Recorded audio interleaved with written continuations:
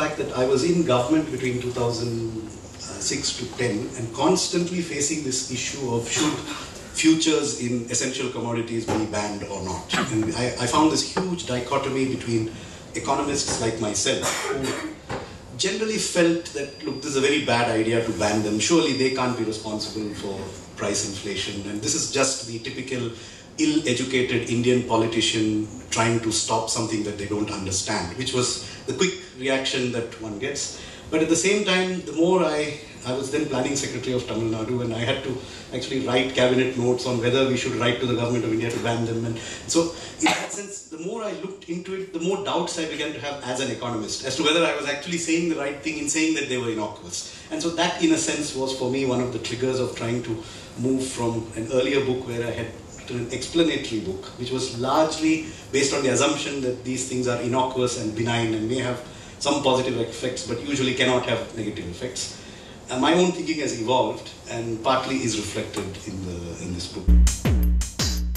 We don't want to give out the message that derivatives by themselves should not be touched. Because if, for example, a client or investor goes long a call option or a long a put option, from day one he or she knows what they're going to lose, the maximum downside.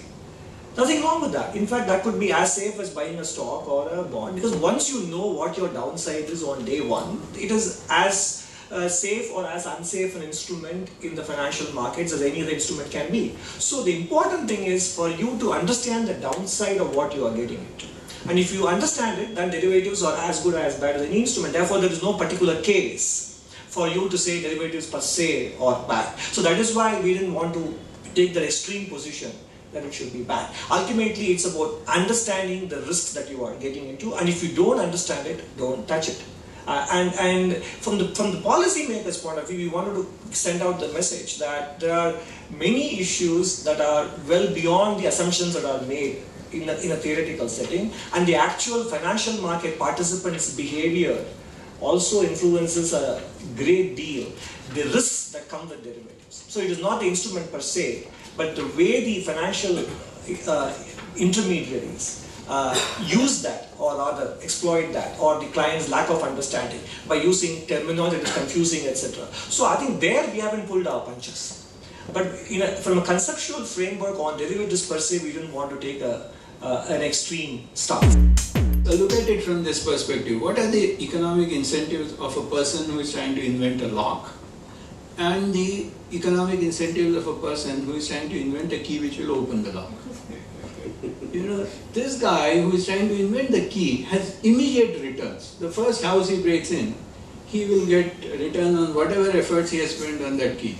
This lock guy must do all the research, invent this lock, then convince people that this is a very good lock, sell it in sufficient numbers in order to be able to get his return. So we have to assume that market players will always be 3 steps ahead of the regulator. There is no question about it. Thank you very much for all the very lively questions that you asked, and thanks to the authors for the clarification that they provided. I did not frankly think that people will be laughing and smiling in discussing economics of derivatives.